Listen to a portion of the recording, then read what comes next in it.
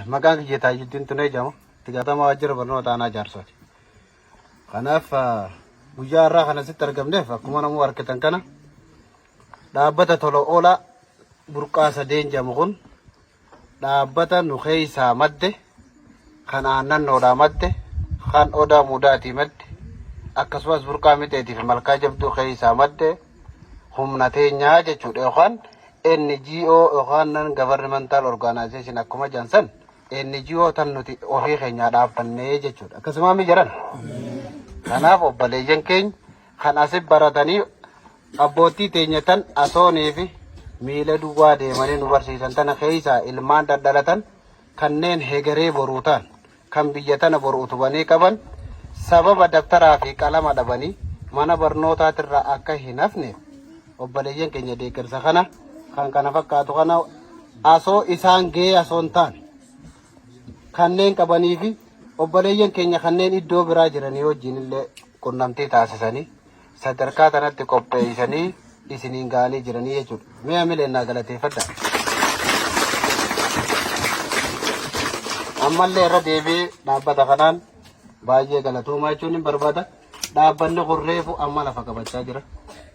Amma daaddee jechaa jira jechuudha. Yeroo jalqabaatiif ji'a tokko osoo guutiin torbee lamaan darban keessatti kan qunnamanii maal si gargaaraan dhufanii maaltu rakkoon jira jedhanii dhufanii akka waajjira barnootaatitti bara kana akka tasaa tahee bara dabdaarri qilleensaa xiqqasho rakkoo waan qabuuf ijoolleen waan dabtaraa fi qalama mana barumsaa ittiin seenuu dandeessu irratti barataa 1,620 takka manneen barnoota araddaa kana keessa jiran yookaan burqaa sadeen kana keessa jiran mana barnootaa jiran keessaa guutummaadhaan galmeesseen kanneefi jechuudha. Isa kana torbee lama keessatti qabatanii iddoo kana dhiyaatanii jiranii mana barnoota malkaa jabdu, mana barnoota kooraa mite, mana barnoota waachuu miteetii fi mana barumsa aannannoo miteetii irratti bifa kanaan qabatanii dhiyaatanii jiranii ammaas irra deebi'anaa galateeffadha. Hundaa olitti ergaa wanta kanaa maalii wannee kalaallu taate lammiin kun boru kan biyya bulchu jiru yeroo ammaa tanaa keessatti lammii Oromooti. Hundee Oromoo kan ta'e madda sirna gadaa kan ta'e abbichuudha jechuudha. Borummoo namni biyyattii tana harkaa fuudhee nu harkaayis fuudhee bulchu hawaasa kana keessa hawaasa mana barnootaa kana keessa jiru daa'imman kanaa jechuudha. Kanaaf hawaasni keenyas kana hubatee daa'imman kun sirnaan baratee boru bakka teenya tana bu'ee kanaa olitti obboleeyyan isaatis gargaaree kanneen birootiif of bira dabree kan biraatiif akka gahutti akka baratuu fi barnoota isaati irratti xiyyeeffannoo olaanaa kanneen akka itti baroota dabran kana keessa deemaa turre osoo hin taane xiyyeeffannoo keenya olaanaan fedhii biyya alaa osoo hin taane biyyattii teenya keessa teenya jijjiirama fiduu ni dandeenya meera jedhuun ijoollee of jala guddifne kan qaamaan teenyu hamileen ala yookaan godaansa biyya alaa yookaan biyya arabaa osoo hin taane biyyattii teenya keessatti ijoollee jajjabduu oomishne dhaloota boruutiif qopheessuu ni dandeenya meera jedhuun ijoolleen tokko qophootee kaatee deeggarsa kana fidde waan ta'eef isinis imaanaa kana fudhattanii hamilee alarra raatesan gara keessaatitti deebiftanii xiyyeeffannoo barnoota keessanirraa kannitanii baratanii ijoollee tanallee yooniif gammachiiftan galata ijoollee tanaa deebisuun ni danda'ama jechuudha. Ijoolleen tun tirfiin biraa kan qabdu hin jiru tirfiin isii tan. Waliif gallaame obboleeyyan manguddoonis kana naa hubachuu qabdi jechuudha. Tirfiidhaa fi dhaabbata tola oolaa jechuun maal jechuudha? Bu'a maleessa jechuudha. Bu'aadhaaf osoo hin taane qarshii 10 achiifitee 20 as gurgurachuudhaaf bu'aansa dhaloota kanaa jechuudha. Kanaaf dhaloonni kun deeggaramee yooniif kan hin jijjiiramne ta'e bu'aan qabu dhaabbanni kun. Dhaabbanni si fee isaabee irra dhufe waan hin qabuun si bira dhaabbadhaa barnoota irra duuban deebiin si inje kanaa olitti wanni hafne dhugaa dubbachuudhaaf baay'ee na dhagame waan ta'eef kanaa olitti wantoota biraa dubbachuu hin danda'u waan ta'eef isinillee bifa kanaan qophooytanii hamileedhaan sa'aatila kana teessanii haawwan keenya daa'imman manguddoon abbootiin amantaa iddoo kana teessanii akka nu eeguu keessaniif baay'ee galatoomaa jechuun barbaada. Ammaas irra deebi'anis baay'een isin kabaja baay'een isin jaaladha galatooma. Bulchaa bulchiinsa aanaa Jaarsootiin dhaabbanni sadeen tola ooltummaa guyyaa kaleessaa irraa jalqabee imala isaa dirree dhawaadhaan jalqabee haga dirree dhawaadhaatti deebi'utti hawaasa keenya ka burqaa sadeen guututti hammatu ejersa gooroo irraa kaasee harka qalleeyyii keessattuu shamarran daa'imman harka qalleeyyii gargaaruu irraa jalqabee sa'aatii kanatti isin bira ga'uu isaatiif dadhabbiillee yoo qabaate abadan dubbannu malee hiyyaanu hajjattu san carraa fudhannee carraa kanatti fayyadamuu keenyaaf baay'ee naa galatoomfadhaa irra deebi'aatii baay'ee naa galatoomfadhaa jechuun barbaade. haa ta'uu dhaabbanni tola oolaan kun maal nurraa barbaada? Maal nurraa barbaada? Nutoo maal isaanirraa barbaadna waan jettu san hawaasni keenyaaf sirriitti nu hubatanii tola ooltummaan dhaabbanni kun ka burqaasa deenee kun humaa waan nurraa barbaadu qabu. Humaa waan nurraa barbaadu qabu harka qalleeyyii keenya shamarran keenya barnoota jajjabeessuu cinatti hegereensaa dheertuudha waan ta'eef gaafa humniti isaa dandee qonna dabalatee fayyaa dabalatee hawaasa kana gara hawaasa addunyaa hoogganuu danda'utti niin ceesisa waan jettu san qabatee deemaa jira waan ta'eef rabbi isaa naa milkeessu takka naa jaafi.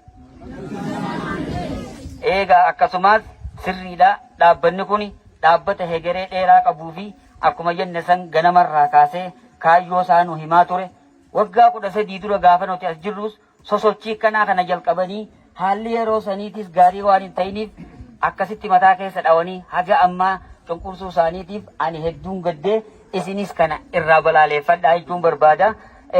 Itti aansee dhaabbanni kun sirritti araddoota qabnu afran keessatti burqaa sadeen kan jennu kana dabalatee guyyaa kaleessaarraa kaasee akkuma reefu jenne san sochii isaa gubbaarraa jalqabee hangasitti dhufuu isaatiif hedduu galata guddaan qabaa fi isinis sirriidha. Ijoolleen kun ijoollee qacaleedha. Dargaggeeyyii ganaa biyya kanaas bulchuu danda'anii hamilee akkanaatiin guddachuu isaaniitis baay'ee namatti tola. Isinis jabeeffattanii ifitti maxxansitanii tola oolaan galateeffachuudhaafadha. Tola oolaan galata barbaada. Tola oolaan kunuunsuudha barbaada. Tola oolaan deeggaruudha barbaada.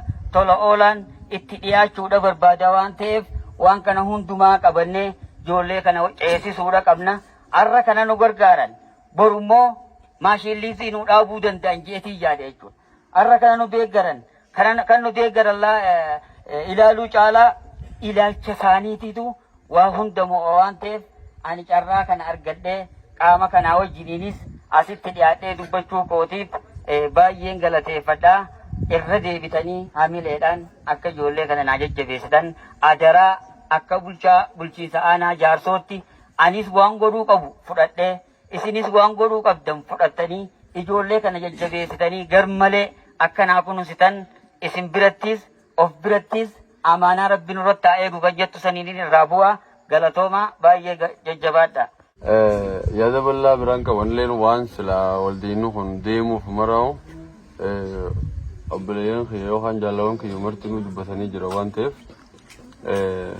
dhaamsuma tokko qofaan qaba. Tokkichaan maali?